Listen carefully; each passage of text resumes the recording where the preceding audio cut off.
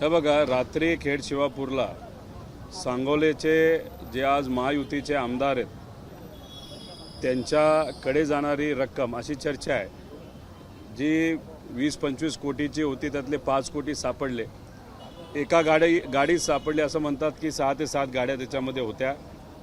आता हा विषय गरम असतानाच लगेचच हडपसरला आत्ता 22-30 लाख रुपये सापडले अशी चर्चा आहे. म्हणजे महायुतीमध्ये भ्रष्टाचार झाला जे आम्ही गेले 2 वर्ष बोलत आहोत 60-70 हजार कोटीचा, हे 100% खरं आहे. पुरावे सकट आम्ही बोललो होतो. त्या 70 हजारपैकी असं दिसतंय की 3-1 हजार कोटी रुपये हे या इलेक्शनमध्ये महायुतीचे सर्व नेते तिथं वापरतील. आता याच्यामध्ये झालं असं की पैशाचा इतका मोठ्या प्रमाणात वापर हे करणार आहे जसा लोकसभेला केला, पण लोकसभेला लोकांनी पैशाला बाजूला ठेवून विचाराला निवडलं, महाविकास आघाडीला साथ दिली आणि तसंच या महाराष्ट्रामध्ये 100% महाविकास आघाडीचं सरकार येईल आणि ही जे दडपशाही आणि पैसा जो भरमसाठ वाटला जातो याला लोक नाकारतील. पण याच्यामध्ये अजून एक गोष्ट कुठेतरी कळून येते की एका महायुतीच्या मोठ्या नेत्याची अडचण त्यांच्याच महायुतीमध्ये असणारे दुसरे नेते करतात का काय, असा कुठेतरी प्रश्न आता पडलेला आहे. याच्यामध्ये एक विषय काल रात्री झाला, लगेच दुसऱ्या मित्रपक्षाच्या मतदारसंघामध्ये आता दुसरा विषय समोर आलेला आहे. म्हणजे ज्या काय खेळी चालल्यात त्या महायुतीमध्येच एकमेकाच्या चालल्या आहेत का काय असं वाटतं. पण ठीक आहे, खेळी चालल्या असल्या तरी लोकांसमोर सत्य येतं की हे पैसा मोठ्या प्रमाणात वापरणारे, एक ती चांगली गोष्ट आहे. पण अजून 30 दिवस जायचे. 30 दिवस जायचे असताना सुद्धा सुरुवातीलाच 5-5, 10-10, 20-20 कोटी जर सापडत असतील तर उद्या जाऊन काय काय पूरच महापूर पैशाचं येईल का काय असं वाटतंय. आमच्या विरोधात पैसा कितीही वापरला तरी स्वाभिमानी जनता आम्हाला निवडून देईल असा विश्वास आमच्यासारख्याला वाटतो. दादा, लोकसभेमध्ये पोलीस बळाच्या यंत्रणेचा देखील प्रशासकीय यंत्रणेचा वापर सरकारकडनं करण्यात आला आणि संपूर्ण लोकसभा निवडणुकीत त्याची प्रचिती झाली आणि त्याचसोबतच विरोधकांनी अर्थात तुम्ही देखील आरोप वेळोवेळी केलेले होते. यंदा देखील निवडणुकीत असा काही प्रयोग होऊ शकतो? आमचं सोडा, अमोल बालवडकर नावाचे एक BJPचे कार्यकर्ते आहेत पुण्यामधून. त्यांची इच्छा होती की भाजपकडून त्यांना उमेदवारी मिळावी चंद्रकांत दादांच्या जागेवर. त्यांनी ती इच्छा व्यक्त केली, इंटरव्ह्यू दिला. आता असं कळतं की त्यांच्या एका भाच्याच्या का नातेवाईकाच्या घरी धाड पडली. अहो, भाजप त्यांच्याच कार्यकर्त्याला जर सोडत नसेल तर दुसऱ्यांचं काय. आम्हाला सुद्धा अडचणीत आणण्याचा प्रयत्न तिथं केला, पण आम्ही तो धुडकावून लावला. ही जी गुजरातची स्टाईल आहे महाराष्ट्रात काय चालणार नाही. आणि मग आता लोकसभेला तर दडपशाही वापरली गेली, पैसा वापरला गेला, तिथं गुंडागर्दी वापरली गेली, गुंडांनीच त्यांचा प्रचार केला आणि लोकांनीच तो प्रचार मोडून काढला. यंदासुद्धा ह्या सगळ्या गोष्टी होतील. पण काही केलं तरी महाराष्ट्रातली लोक हे ह्या सगळ्या गोष्टीला आणि गुजरातच्या स्टाईलला, ही गुजरातची स्टाईल जी महाराष्ट्रावर लादण्याचा प्रयत्न हा महायुतीकडनं होतोय, धुडकावून लावून इथं सत्ता महाराष्ट्र धर्म टिकवणाऱ्या महाविकास आघाडीची होईल, विजय होईल असं मला वाटतं. तुमच्या मतदारसंघावरती सर्वाधिक जास्त डोळा आहे. कर्जत जामखेड मतदारसंघामध्ये गेल्या वेळेस सारखी हाय व्होल्टेजची लढत यंदा देखील आहे. राम शिंदे जे विधान परिषदेचे आमदार आहेत ते तुमच्या समोर आहेत. खरं तर गेल्या वेळेस तुम्हाला अजित पवारांची साथ होती, यंदा अजित पवारांची साथ नाही, तरी निवडणूक तुम्हाला कशी वाटते? माझ्या विरोधकांमुळे हाय व्होल्टेज ही लढाई होईल असं मला वाटत नाही. दिल्लीपासून पार मुंबईपर्यंत सर्व प्रमुख भाजपचे नेते आणि महायुतीतले नेते हे माझ्या विरोधात प्रचाराला तिथं उतरणार आहेत, रसदी पुरवतील आणि त्याच्यामुळे ही हाय व्होल्टेज होणार आहे. तिथं लढत रोहित पवार विरुद्ध राम शिंदे सर अशी होणार नाही. तिथं असणारी स्वाभिमानी जनता विरुद्ध भाजपचा आणि महायुतीचा जो विचार आहे द्वेषाचा, दडपशाहीचा, अशी ती लढत होणार आहे. आणि मला विश्वास आहे तिथे असणारे आमचे प्रामाणिक कार्यकर्ते, निष्ठावंत पदाधिकारी आणि स्वाभिमानी जनता मला गेल्या वेळेसपेक्षा जास्त लीडली तिथं आशीर्वादाच्या माध्यमातून जिंकून देतील. आज आम्ही पवार साहेबांबरोबर महाराष्ट्रामध्ये ठिकठिकाणी जाऊन महाराष्ट्र धर्म टिकावा आणि ही गुजरातची स्टाईल जी आपल्यावर लादली जाते ती धुडकावून लावण्याची ताकद आम्हाला मिळावी यासाठी आम्ही फिरत आहोत. त्यामुळे माझ्या मतदारसंघामध्ये तिथे असणाऱ्या जनतेनेच ते इलेक्शन खांद्यावर घेतलेली आहे. आणि राम शिंदेंकडे 4.5 वर्षाची आमदारकी अजून बाकी आहे. माझी आमदारकी संपली असली तरी मला विश्वास आहे 4.5 वर्ष तर त्यांच्याकडे आहेच, पण तिथे असणारी जनता मला अजून 5 वर्ष आणि अजून अनेक वर्ष देईल असाही विश्वास माझ्यासारख्याला वाटतो. मनोहर चंद्रिकापुरे जे अजितदादांचे आमदार आहेत त्यांचं तिकीट कापलं गेले अशी माहिती मिळते आणि त्या ठिकाणी राजकुमार बडोले यांचा प्रवेश झाला आहे आणि त्यामुळेच काही वेळापूर्वी स्वतः मनोहर चंद्रिकापुरे या ठिकाणी आले होते. पवार साहेबांनी त्यांना भेट घेतली. ज्यांना तिकीट कापलं जात आहे त्यांना तुम्ही संधी देणार आहे? संधी द्यायची नाही द्यायची शेवटी पवारसाहेब आणि जयंत पाटील साहेब त्या बाबतीतला निर्णय घेतील. तिथलंच एक सीट कॅन्सल झालं असं नाही, आम्हाला कळते. आष्टीतलं सुद्धा घड्याळचं सीट तिथं रिजेक्ट झालेलं आहे, नाही तर तिथून घड्याळ तिथं लढणार नाही. त्यामुळे अशा बऱ्याच ठिकाणी, त्यामुळेच काल जर आपण बघितलं तर त्यांनी यादी डिक्लेअर नाही केली, त्यांनी गुपचूप फक्त AB फॉर्म तिथं वाटले. आता दोघं तर जे आमदार होते आता माजी आमदार झालेले आहेत, तिथं 2 नाराजगी आपल्याला कळालेली आहे, पण पुढच्या 1 दिवसामध्ये बऱ्याच ठिकाणी त्यांच्या पक्षामध्ये नाराजगी होताना आपल्या सगळ्यांना बघायला मिळेल. भुजबळांसाठी आता पवार साहेबांना कुठेतरी पुढाकार घेतल्याची एक चर्चा समोर येते. समीर भुजबळांसाठी उद्धव ठाकरेंना फोन करून तरी ज्या ठिकाणून समीर भुजबळ जोडू पाहतायत त्या ठिकाणी त्यांच्या हातात मशाल द्या अशी पद्धतीने कुठेतरी पवार साहेबांना उद्धव साहेबांना फोन केला अशा पद्धतीची माहिती समोर येते. नाही, ती माहिती फक्त भाजपली प्लांट केलेली माहिती असावी, नाहीतर महायुतीतल्या नेत्यांनी प्लांट केलेली माहिती असावी.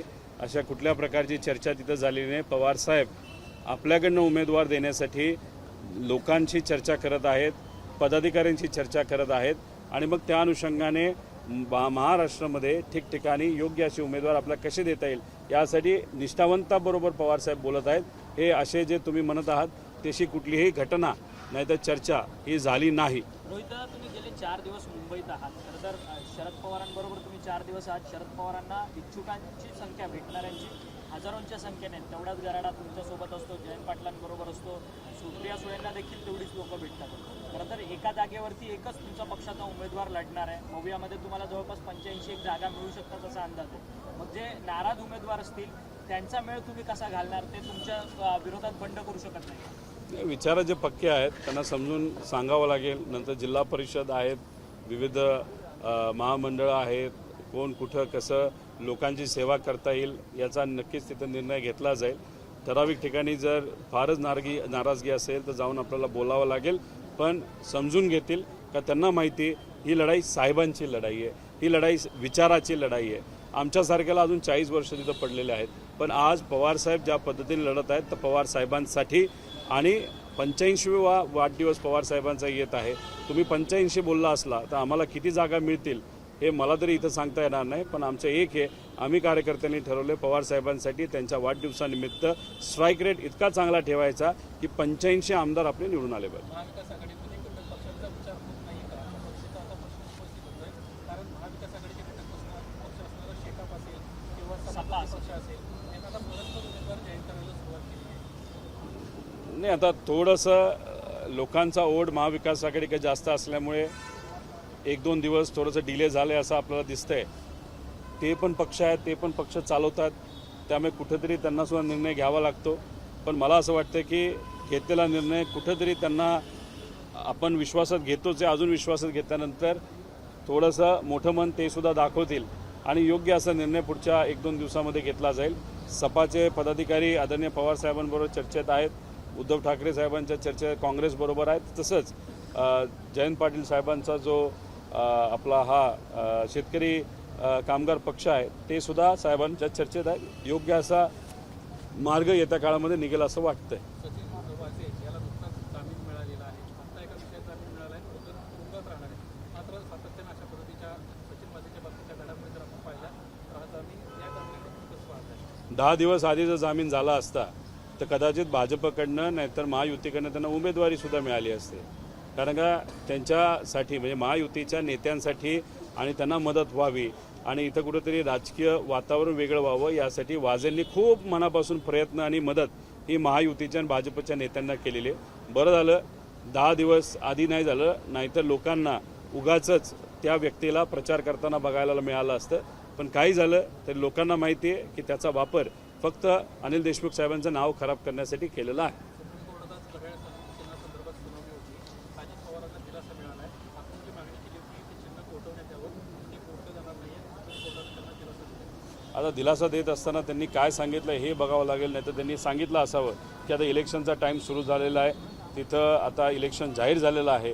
मला खरं तर सुप्रीम कोर्टाला विनंती करायची आहे की जेव्हा एवढ्या मोठ्या प्रमाणात दबावतंत्र या देशामध्ये केलं जातं आहे, तेव्हा आमच्यासारख्या साधे कार्यकर्ते नाही तर नागरिकांचा विश्वास हा न्यायव्यवस्थेवर असतो. पण जर तुम्ही निर्णय देत असताना डिले करत असाल तर justice delayed is actually justice denied असं आमचं सगळ्यांचं मत आहे. उशिरा निर्णय हा दिला आणि देत असताना वेगळंच काहीतरी कारण दिलं जात असेल तर ते योग्य नाही. येत्या काळामध्ये सुप्रीम कोर्टाने सुद्धा याबाबतीत कुठंतरी विचार करावा आणि योग्य असा निर्णय वेळेवर घ्यावा असं मला तरी वाटतं. कारण का आत्ताच न्यायदेवतेची पट्टी डोळ्यावरची काढलेली आहे, हातात तलवार ऐवजी ते संविधान दिलेलं आहे. त्यामुळे संविधान टिकवायचं असेल तर योग्य वेळेत निर्णय देणं पण महत्त्वाचं आहे. आणि डोळे उघडे ठेवून जे काही पेंडिंग करोडो केसेस आहेत त्या लवकरात लवकर सुटल्या पाहिजे असं मला वाटतं. शेवटचा प्रश्न, या पद्धतीने सध्या तुम्ही प्रवेश देत आहे, यावरून आता एक राजकीय वर्तुळात टीका तुमच्यावर व्हायला पण सुरुवात झालेली आहे. एकीकडे गणेश नाईक आहेत ते भाजपमध्ये, संदीप नाईक आहेत ते राष्ट्रवादीत आले.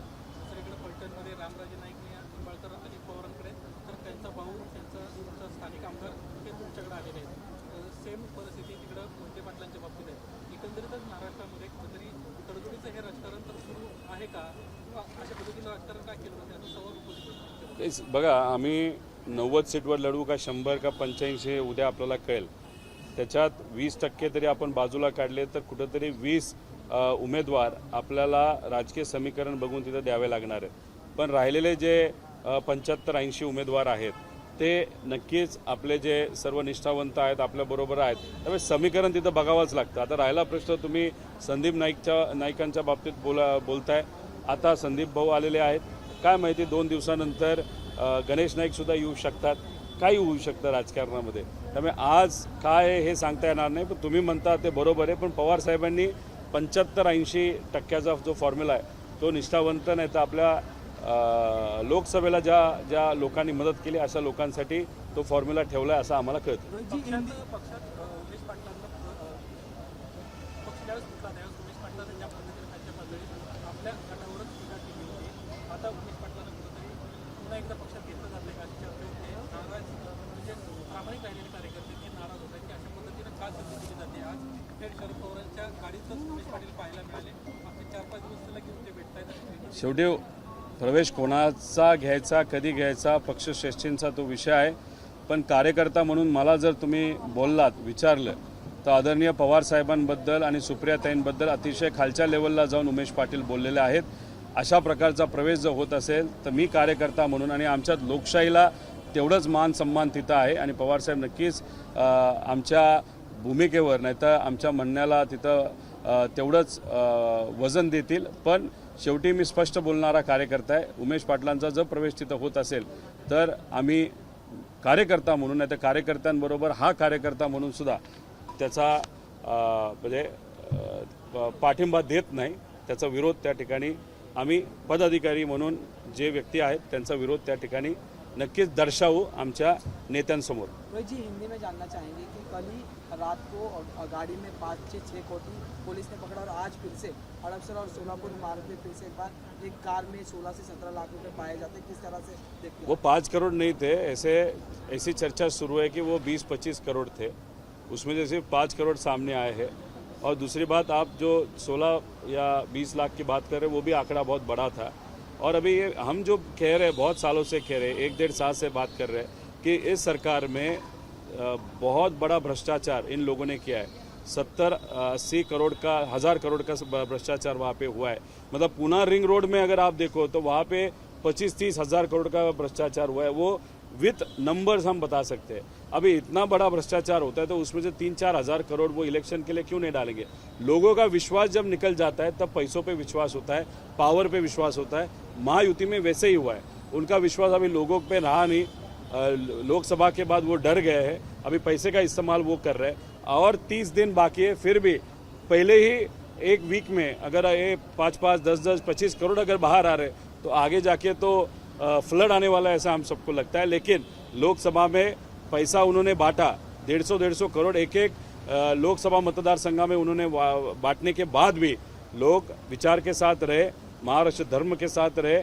लोकशाही के साथ रहे, डेमोक्रेसी के साथ रहे। अभी भी हमारा विश्वास है कि लोग डेमोक्रेसी और लोकशाही के साथ रहेंगे। और ये जो महायुति है जो सिर्फ पैसा खा रही है, बच्चों के यूनिफॉर्म पे भी इन्होंने पैसा खाया, इनको घर बिठाएगी और महाविकास आघाड़ी सरकार इस राज्य में 180 से ज़्यादा उम्मीदवार चुन के पावर में आएगी। एक आखिरी सवाल पूछता हूँ, सचिन वाजी को जो है बेल मिल गई है, किस तरह से देखते हैं?